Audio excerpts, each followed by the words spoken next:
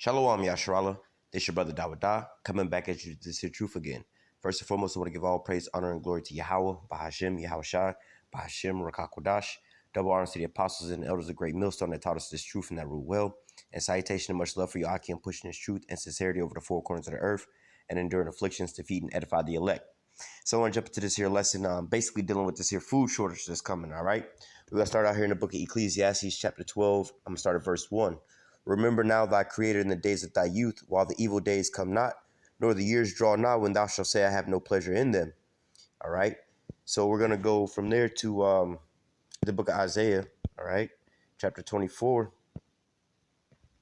And we're going to start at verse 9, all right?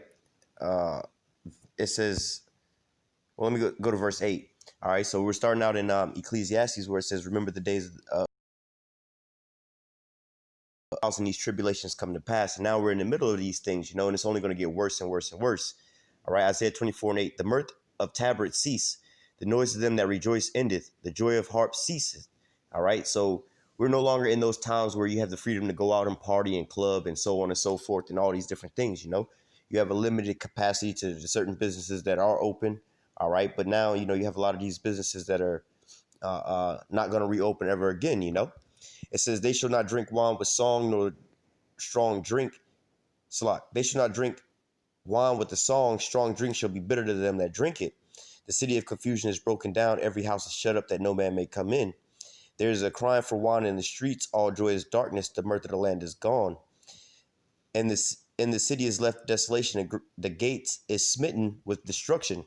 All right, so going into these situations, all right, this is basically the condition of America right now, not just America, but also around the rest of the world as well, too, A lot of the normal things that people normally would enjoy and entertainment and things like that, a lot of these things are being shut down, all right?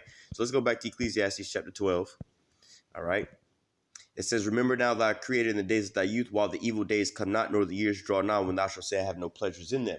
So, hey, just like, back in the olden days, you would go to the bar, have fun, turn up, meet some women or whatever, whatnot, and party, right? Drink and celebrate. Nowadays, people are going to the bars if they can go to the bar, or getting their liquor and just sitting at home and moping about the conditions that they're in, losing their jobs, all right? Can't get unemployment, all right? All these different things that are coming down is affecting people financially, all right? Verse 2, when the sun or the light or the moon or the stars be not darkened, nor the clouds return after the rain, in the days when the keepers of the house shall tremble, and the strong men shall bow themselves, and the grinders cease because they are few, and those that look out the windows be darkened, and the doors shall be shut in the streets when the sound of grinding is low. All right, so hey, just like we was reading over in Isaiah about the city of confusion being broken down and all the houses shut up, Not only, a lot of these, regular businesses where people go out to enjoy and go out and hang out at, but not only that, but also the regular businesses that keep the regular everyday commerce turning out here, man. All right. From your, there was a story about these truckers going on strike. All right. From the harsh conditions that they're working in. And, a lot of these closures and things, they pretty much live on the road, But nevertheless, you got a lot of these truckers going on strike, which is bringing the food into your, your city or whatever, whatnot. And hell, the trucks bring any and everything in, But nevertheless, you have the truckers going on strike. All right. You have in different places. There's an article today about them culling, like, I think, a large amount of ducks, I think out in one of the Koreas. All right. But then you also had them culling off a bunch of turkeys and chickens as well, too. All right. And where was it? I think in Poland, it was killing off a bunch of these little minks, where they make the mink coats from. But nevertheless, you also see beforehand where they had these other meat factories closing down and things like that over this fear to spread of COVID, I was hearing about certain grocery stores where they have a policy where I think if there's like 4 cases, people testing positive, they wind up closing down the grocery store for a set amount of days. And they were saying if you were in a small town where there's only maybe 1 or 2 grocery stores and then they both happen to close down, there's going to be some time before people can go out and go get groceries, But nevertheless, as you see all these things starting to come to pass, man, all right, the truckers going on trucking strikes, all right, the grocery stores themselves, if they get a certain amount of cases, all right, they're going to wind up shutting the doors. But how much more the storehouses? You have like where we are, we have this grocery store chain called Publix. And they have the distribution center where they send out, from the distribution center to the actual grocery stores, you know. But again, what happens if somebody over at the warehouse wind up getting tested and positive for COVID? You know they're gonna have these cases where these people are working all the time and going out here and there, here and there. You know, they had one scenario where the managers were taking bets on how many of their employees will wind up catching COVID. You know, but nevertheless, hey, these are all the things that are hitting America right now, man. All right, and when you start feeling the full effect of these things, man, all right, people are going to be in dire straits. They already can't pay for a lot of the things that they would normally have because, you know, their hours are being cut at work, you know, or they've lost their job completely, still waiting on their first unemployment check. All right, they're still trying to budget that $1,200 stimulus check and been praying for a second stimulus check. So what? These things aren't really looking too well for them right now. All right, especially with all these closures happening. You know, they got another wave of lockdowns coming down again. All right, let's go from there to the book of Second Ezra.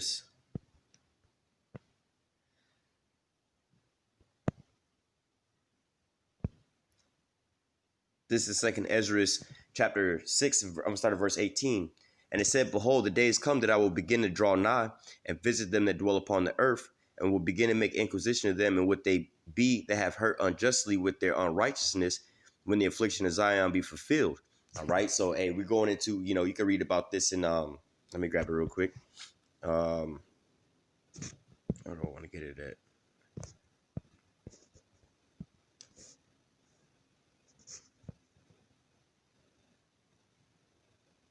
This is Matthew 24, 6 and 7 and 8. And you shall hear wars and rumors of wars. See that you be not troubled, for these things must come to pass, but the end is not yet. For nation shall rise against nation, and kingdom against kingdom, and there shall be famines and pestilence and earthquakes in diverse places.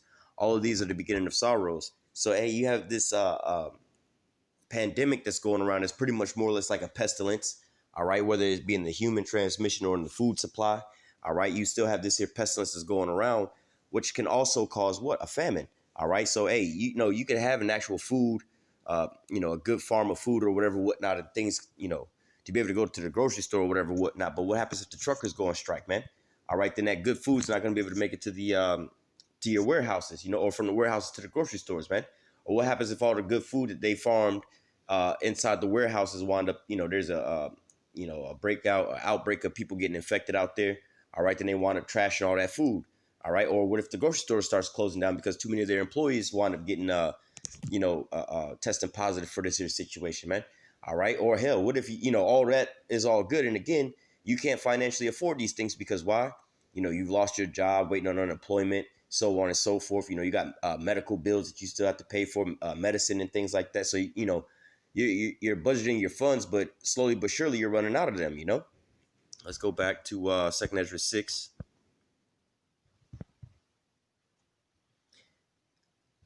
Verse 20. And when the world that shall begin to vanish away shall be finished, then will I show these tokens. The book shall be opened before the firmament, and they shall see all together. All right. And this here world, like what people think, you know, is, oh, the end of the world, the planet's going to explode, we're all going to die or whatever, whatnot, you know. But in reality, the world has ended multiple times over, man. All right, you know, the world of the Egyptians, when the Egyptians reigned, that world is over with. The rule of the Babylonians back in those days, that world is over with. You know, the Medo-Persians and so on and so forth, you know. Now we're in a time of Esau. Matter of fact, let me go up. This is 2 Ezra 6, and just getting to the point, verse 9. For Esau is the end of the world, and Jacob is the beginning of it that followed. So what you have to understand is, let me read verse 20 again. And when the world that shall begin to vanish away shall be finished. All right. So this is the world of Esau, Edom. All right. His kingdom. All right. The earth was given into the hand of the wicked. All right. He has set up his princes around the world, and they've been ruling in wickedness throughout, you know, this here present time, you know. But what are you starting to see happen? All right. His kingdom is slowly but surely crumbling right before his eyes, man. All right. So this here world that you see, you know, you could just think back to, if you're old enough, you could think back to how the life was before 2001, September 11, 2001. You know, that world without all the cameras, the police presence, and, you know, them constantly monitoring to you and everything like that, that world is completely gone, man. Now we all have these cell phones with facial recognition. They tracking us all day with microphones. Everything in our house is listening to us and so on and so forth, you know. The days of you having your privacy before September 11th, that day is gone. That world has ended, you know. Now, the world pre-COVID, all right, that world is gone. You're 2019 living your best life, and then now you into what 2020, all right. And then what do you think 2021 is going to hold in store, man? All right, you think the days of walking around without a mask is coming back? All right, now if you do be able to walk around with a, even they telling you if you take this medical incentive or whatnot, you're still gonna have to walk around with a mask, even if you get both of their little situations. You're still gonna wind up having to wear a mask, So those days are long gone, man. The days of somebody just randomly coughing because maybe they got a dry throat or something like that or whatnot. People, the days of people just randomly coughing and it's nothing. It's gone. You wind up coughing, sneezing, yawning, being tired, whatnot. You know what I'm saying? People automatically think there's something wrong with you, man. All right. Continuing on, it says, verse. Let me go back to verse 20. And when the world shall begin to vanish away, Salah, and when the world that shall begin to vanish away shall be finished, then will I show these tokens. All right. So, hey, these signs are being revealed. The book shall be opened before the firmament, and they shall see all together. All right. You can go back to Daniel, talk about, knowledge shall be increased and things like that. Revelation 5, where Yahushua is the only one that was able to open his seal. Amos 3, how the Lord revealed his secrets to his servants, the prophets. Revelation 14, how the 144,000, they were singing this new song that nobody could know. All right. Matthew 24, hey, this gospel is going to be preaching to the four corners of the earth, and then the end shall come. All right. So the books is being opened before the firmament. All right. What is that? Psalm 19. All right. Dealing with the YouTube and everything like that. We're almost to the point of the famine of the word where they're trying to shut us down. All right. So this here gospel is going out, man. This here, the books was open before the firmaments. The firmaments is before the heavens or whatnot. But hey, you also have the satellites up in heaven, man. This truth has went out throughout the four corners of the earth via the internet, man. All right. And now you're starting to see, like we used to say, hey, we used to prophesy and tell you about the things that was coming on the earth, prior to 2020, man. But now we just telling you what's happening in real time, man. All right. It's pretty much like we're not even prophesying no more, for the most part, except for like with the mark of the beast, the chariots coming and thermonuclear missiles and salvation.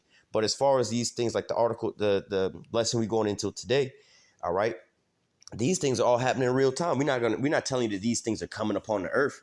These things are happening right now,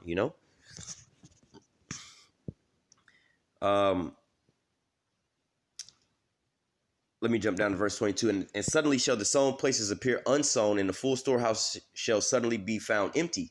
You got a lot of these businesses, again, with the COVID situation, they wound up closing down a lot of these businesses. But before then, you had a lot of these businesses already going out of business, like Toys R Us went out of business, I believe, last year, or maybe the year before last, right before Christmas. And, that's a very bad sign when places like Toys R Us, who make predominantly their whole yearly quota right around Christmas, just like Party City, that store stays open, 12 months out the year, making, taking complete losses every single month, except for around the time of like Halloween and things like that. And around Halloween is a time where they pretty much pay all their bills, But when you start seeing these big stores and things like that closing down pre-COVID, all right, pre-pandemic, all right, this is why you have a lot of people doing like gigs, Uber, Lyft, and DoorDash and things like that, man.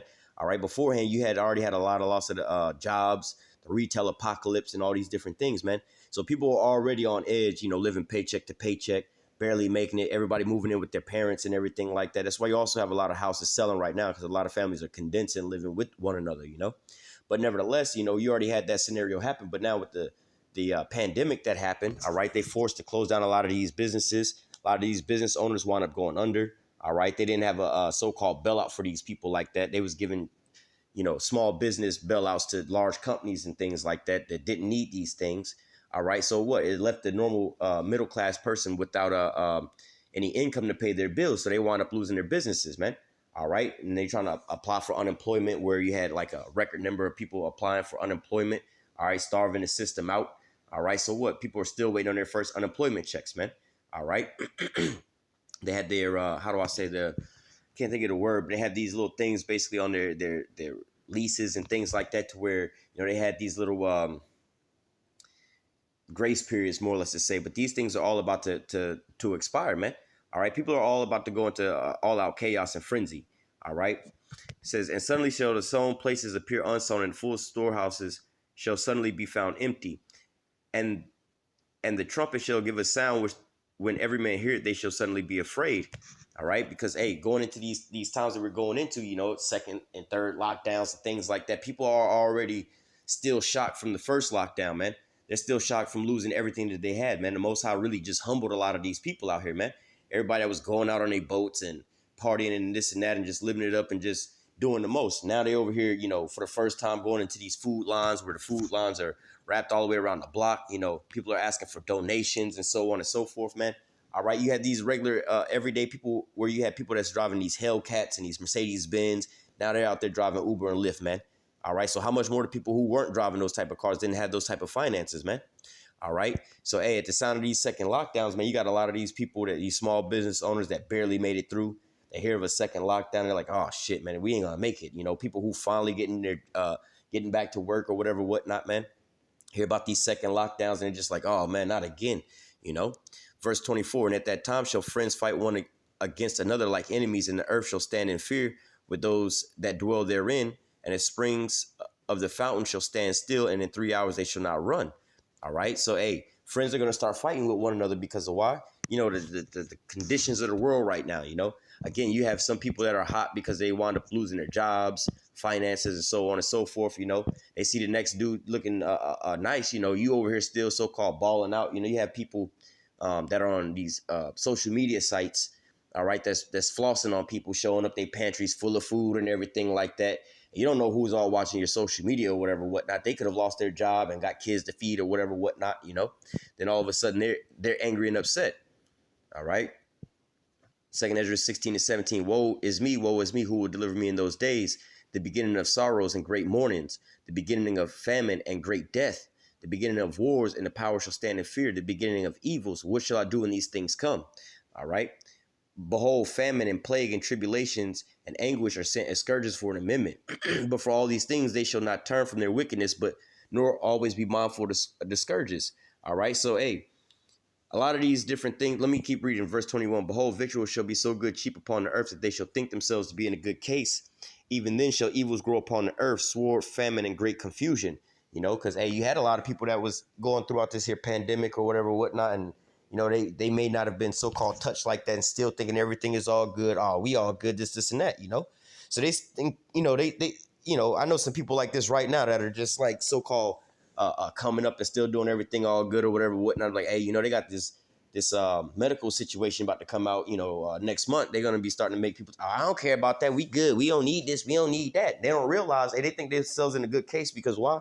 Right now they can go to the grocery store and go buy food. They can go get it delivered in or whatever, whatnot. But hey, man, there's a ultimate agenda of basically culling off this whole population, man.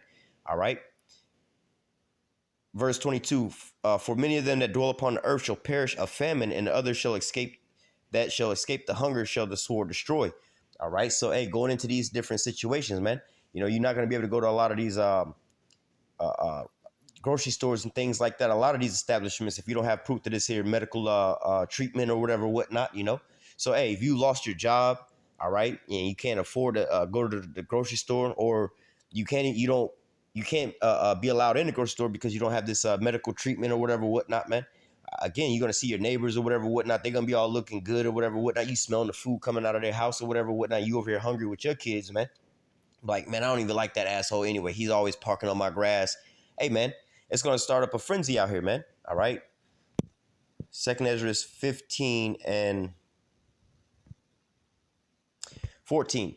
Woe to the world and them that dwell therein, for the sword and their destruction draweth nigh. And one people shall stand up and fight against another, and swords in their hands, like we was just reading again. For there shall be sedition among men, and invading one another. They shall not regard their kings nor princes, and the course of their actions shall stand in their power. A man shall desire to go into a city, and shall not be able. For because of their pride, the city shall be troubled, and the houses shall be destroyed, and men shall be afraid.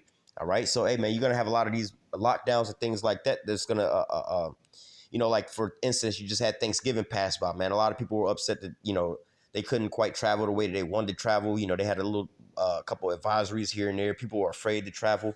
All right. People are missing out on their loved ones. You're hearing a lot of these stories about people who have elderly parents getting sick or whatever, whatnot, man. And then all of a sudden, they don't go and see them or whatever, and they wind up dying. So now these people are on edge, but, this pandemic is going to take my life away from me. So they're just still what?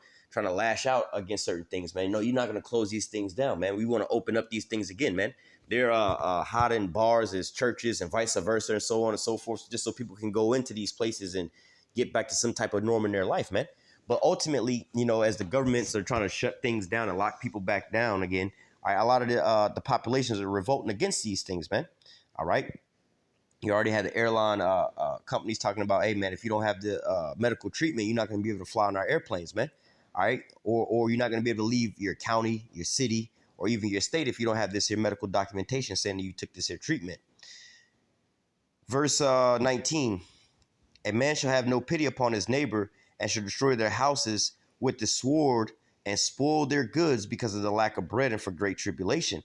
All right. Hey, so this is the times that we're coming into, man. Like I said, man, all it takes is a trucker strike, somebody at the warehouse to get infected, a couple people there, or at the grocery store. All right, for you to lose your job, not be able to get unemployment. Then what? There's an all-out Royal Rumble over a lack of bread, man. All right. So Lord willing, this here lesson was edifying unto the elect. Let me see. Let me read this real quick. 2 Ezra 15:5. Behold, saith Yahweh, I will bring plagues upon the world, the sword, famine, death, and destruction, for the wickedness have exceedingly polluted the whole earth, and their hurtful works are fulfilled. All right, just wanted to add that in there as well too. But Lord, on this here lesson was edifying unto the elect. Until next time, I say, call halal Yahweh, Bahashem Yahushai, Bahashem Rakakwadash. Double honors to the apostles and the elders, a great millstone that taught us this truth and that rule well. Citation and much love for y'all. I can push this truth and sincerity over the four corners of the earth and enduring afflictions. Till next time, stay strong. Shalom.